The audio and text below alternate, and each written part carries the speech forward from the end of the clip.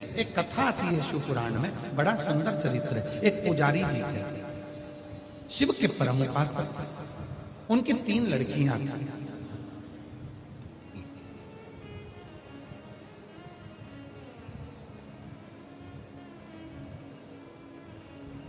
रामा पुजारी की 3 लड़कियां।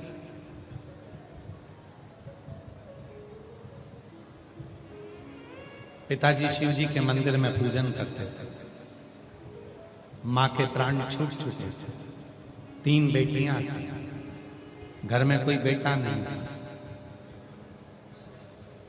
दुनिया को लोगों को लगता है कि घर में बेटा का होना जरूरी है। शिव पुराण कहती है अगर घर में बेटी है और तुम्हारे संस्कार अगर तुम्हारी बेटी में अच्छे आए हैं तो बेटे की भी जरूरत नहीं पड़ती, वो बेटी भी पार लगा देती है।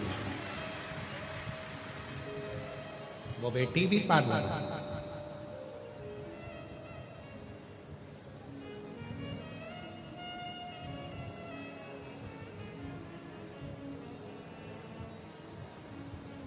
शिव कथा का 3 बेटियां थी। रामा पुजारी शिव के उपासक थे। शंकर भगवान के मंदिर में पूजन करते थे, अर्चना करते थे, साधना करते थे। पुजारी जी इतने समझदार थे कि वो कभी कभी मंदिर नहीं जाते थे। अब लोग कहते हैं गुरुजी आप ये कथा कहते हो और कहते हो पुजारी जी इतने समझदार थे कि वो कभी कभी मंदिर नहीं जाते थे। समझदार व्यक्ति को तो रोज मंदिर जाना चाहिए, और आप कह रहे हो कि पुजारी जी इतने समझदार थे कि कभी कभी वो मंदिर नहीं जाते थे। पुजारी जी इतने समझदार थे कि कभी कभी वो मंदिर नहीं जाते थे। क्यों नहीं जाते थे? मैं मंदिर नहीं जाऊंगा तो मेरी बेटियां मंदिर जाएंगी। मैं जैसी पूजन करता हूं मेरी बेटियां भी वैसे करेंगी। कभी कभी घर में जब कुल देवता की पूजन हो, कुल देवी की पूजन हो, घर में कोई पितरों की पूजन हो, तो सास को कह देना चाहिए कि अभी मेरे कमर में दर्द है बहू, तू पूजन की तैयारी कर। क्यों?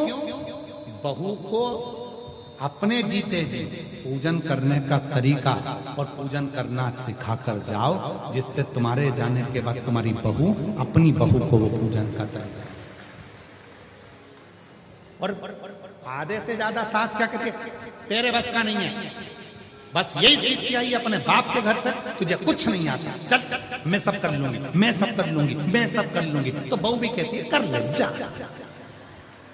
कर। आजकल की बहुओं को तुम कम समझते हो। एक सास हमेशा बहू के पीछे पड़ी रहती रही। कचौड़ी तल रही थी बहू, एक एक कचौड़ी अच्छे से तलना। पोछा लगाए तो एक एक कोने का अच्छा पोछा लगाना। झाड़ू से एक एक कचरा निकालना। एक एक बेडशीट को अच्छे से झटकारना। एक दिन बहू को गुस्सा आ गया। बहू चली गई नहाने बाथरूम में। 4 घंटे नहीं निकली। सास ने आवाज लगाया, बेटा ओ बेटा जल्दी निकलो, काम पड़ा हुआ है। क्या कर रही हो इतनी देर तक? मम्मा एक एक बाल को शैम्पू कर रही है। अब उस दिन से सास ने कहना बंद कर दिया कि एक एक रोटी को अच्छे से सेकना, एक एक कचौड़ी अच्छे से तलना। सास ने उस दिन से कहना ही बंद कर दिया। शिव पुराण क्या कर रही है? जब माता पार्वती जी की बहुएं आई, रिद्धि सिद्धि आई, माता पार्वती जी की जब बहुएं आ गई तो माता पार्वती जी ने रसोई घर छोड़ा, बहू को दिया, तुम संभालो, मुझे अपना भजन करना। और आज के जमाने में सास क्या कहती है, तुझे कुछ नहीं आता, सब मैं करूंगी, मुझे आता है, मुझे आता है, तुझे नहीं आता, तुझे नहीं आता। तो बहू भी कह देती है करो, आग लगे बस्ती में, बहुएं रहे मस्ती में, करो काम, अपने को क्या करना। अब बहू अगर हाथ बटाने नहीं आए तो सास चिल्लाए, छोराओं से कह देख लो तुम्हारी बहू को एक नीचे नहीं आई, एक नहीं उतरी, एक काम नहीं करे, एक काम नहीं करे, और काम करने के लिए आगे आए तो कि तुझे कुछ नहीं आता। अरे भाई, एक बार सब्जी बिगाड़ेगी, 2 बार बिगाड़ेगी, रोटी बिगाड़ेगी, 1 बार, 2 बार, 3 बार, 4 बार, धीरे धीरे सीखेगी। कोई माता के गर्भ में से तो सीख कर नहीं आता। तुम्हें सासू कहा गया है। सास से मतलब होता है जितनी माँ से भी आस नहीं होती उतनी सास से होती है। इसलिए सास का फर्ज है कि ज्यादा सिखाना। छोटे छोटे बच्चों में ये संस्कार है। रामा पुजारी की 3 लड़कियां थी और रामा पुजारी समझदारी ये करा कि कभी कभी मंदिर नहीं जाते। तीनों बेटियां मंदिर जाती। घर की स्थिति ठीक नहीं थी। मां मर चुकी थी, प्राण छूट चुके थे। पुजारी जी ज्यादा से ज्यादा घर में रहते, बीमार थे। घर में भोजन कुछ था नहीं। बेटियां कहीं कहीं थोड़ा थोड़ा कुछ लेकर आती, घर का गुजारा करती। एक दिन तीनों बेटियां बैठकर बात कर रही थी और अपने पिताजी से कह रही थी, पिताजी हमको तो लगता है कि भगवान है ही नहीं। हमको ऐसा लगता है कि भगवान नहीं है। पिताजी ने जैसे ही सुना तो पिताजी ने बेटियों से कहा, तुम कैसे कह सकती हो कि भगवान नहीं है? हम तो माने ही नहीं कि शंकर जी है। शंकर जी होता तो हम इतना लोटा भर के जल चढ़ाते हैं, इतनी सेवा करते हैं, अर्चना करते हैं, पूजन करते हैं, पाठ करते हैं, आराधना करते हैं, मंदिर जाते हैं। कम से कम भोलेनाथ हमारे ऊपर दया तो करें। भूखे मर रहे हैं, भोजन नहीं है घर में खाने को, शिव कब कृपा करें? पिता ने कहा, बेटा शिवजी जब कृपा करते हैं तो कहकर नहीं करते, और ऐसी कृपा करते हैं कि दुनिया देखती रह जाती है। पिताजी ने जैसे ही कहा, बेटियां समझी नहीं। बेटियां नहीं समझी। घर में भोजन नहीं है, पहनने के कपड़े नहीं है, और पिताजी करें शिव कृपा करेंगे तो तुम देखते रह जाओगे। एक दिन तीनों बेटियां मंदिर से आ रही थी। एक सेठ जी निकल कर गए। उनके बैग में असरफियों की पोटलियां रखी थी। असरफियों की पोटली में से एक पोटली सेठ जी की नीचे गिरी थी। सेठ जी निकल गए आगे। बेटियां जा रही थी तीनों, उनको पोटली दिखी तो उन्होंने उस पोटली को उठा लिया। पोटली खोली, उसमें अशरफियां रखी थी। लेकर घर आ गए। पिताजी पिताजी पिताजी, शिवजी ने सुन लिया, शंकर भगवान ने सुन लिया। हम तुम्हारे से कहे थे भगवान भोलेनाथ कुछ नहीं देता, आज भगवान ने कृपा कर कर सोने की अशरफियों से भरी हुई पोटली दे दी। पिताजी ने आंखों में जल भरा और अपनी बेटियों से कहा, ये पोटली किसी की गिर गई है, वापिस कर दो। जाओ इस पोटली को ले जाओ। ये पोटली किसी की गिर गई है, इसको वापिस करो। बेटियां कहती हैं, भोलेनाथ ने हमको दी है। नहीं नहीं नहीं, किसी का दिल दुखाकर कोई 1 रुपया भी देना वो ठीक नहीं है। जाओ लेकर जाओ।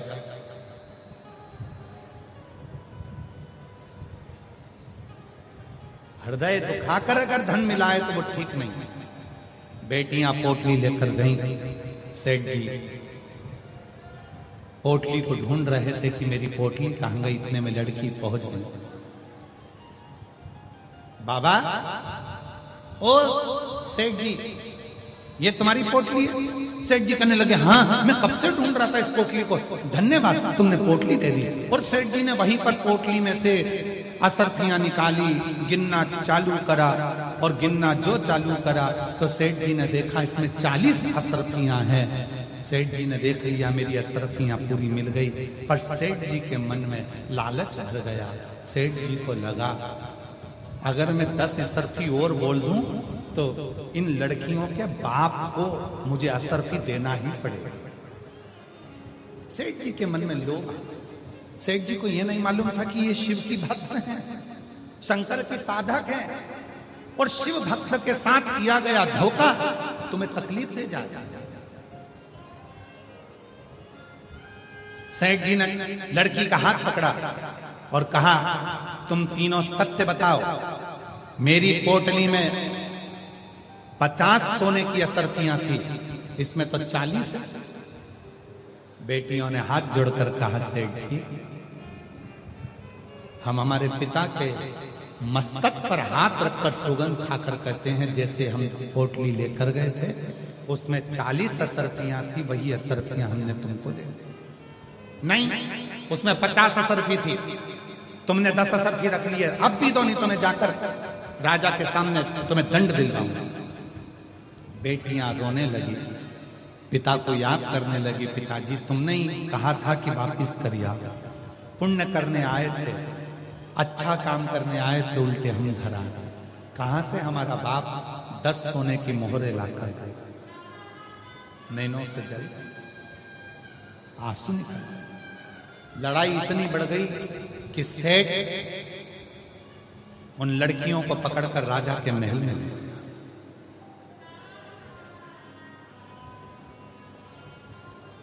मंत्रियों ने पूछा, क्या हुआ? मेरी सोने की पोटली गिर गई थी, इन लड़कियों ने पोटली लाकर दी। कितनी असरफी थी तुम्हारी पोटली में? 50। लड़कियों ने कितनी दी? 40। 10 असरफी इन लड़कियों के पास। बाप को सूचना मिली, बाप दौड़ते दौड़ते राजा के महल में गए। द्वारपालों ने बाहर रोक दिया।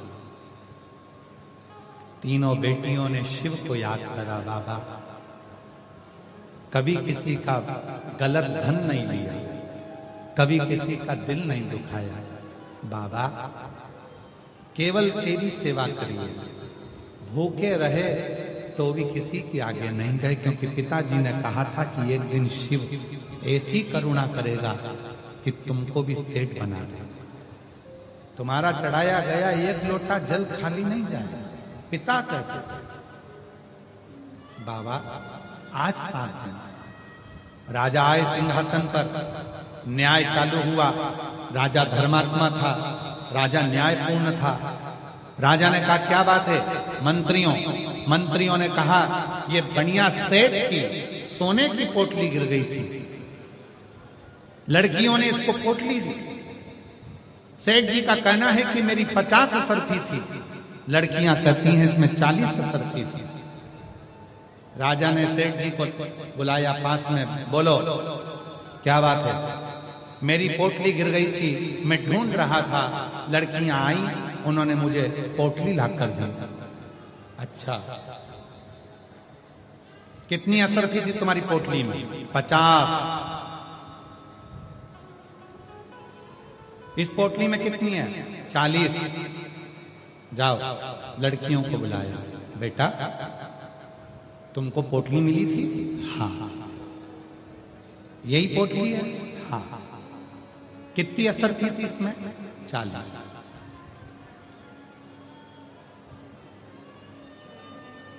इन असरफियों को लेके कहां गई थी? अपने पिता के पास। पिता ने कहा था दूसरे का धन मत रखना, देखिए हम वापिस करना। ठीक है। राजा मुस्कुराया और राजा ने मन में सोचा, कोई भी चोर कभी इतनी सारी असरफियों को वापस नहीं कर सकता। 10 रख लेगा और 40 दे देगा, ये कभी नहीं हो सकता। राजा ने सेठ जी से पूछा, तुम्हारी कितनी असरफी थी? सत्य बोलना। सेठ जी ने कहा 50 असरफी थी। राजा ने अपने मंत्रियों से कहा, सेठ जी के हाथ में जो पोटली है वो लड़कियों को दे दी जाए, क्योंकि हो सकता है कि सेठ जी की पोटली कोई दूसरी है जिसमें 50 असरफी थी। ये 40 असरफी वाली पोटली ये किसी दूसरे की है जो बेटियों को मिली है, तो 40 असरफी की पोटली इन बेटियों को ही दे दी जाए। सेठ जी रोने लगे, अरे नहीं ये मेरी है, मेरी 40 ही असरफी थी, मैंने तो झूठ बोला, मैंने तो ऐसा करा। राजा ने कह दिया, अब निर्णय हो चुका है, 40 असरफी वाली पोटली लड़कियों की है, तुम्हारी 50 असरफी की थी, अब तुम ढूंढते रहो, तुम ढूंढो। बेटियां मुस्कुराकर पिता के गले लग गईं, बाबा हम नहीं जानते थे कि हमारा भोलेनाथ ऐसा है, अचानक कृपा कर देता है, कब कब कैसी करुणा करता है मालूम ही नहीं, कब कृपा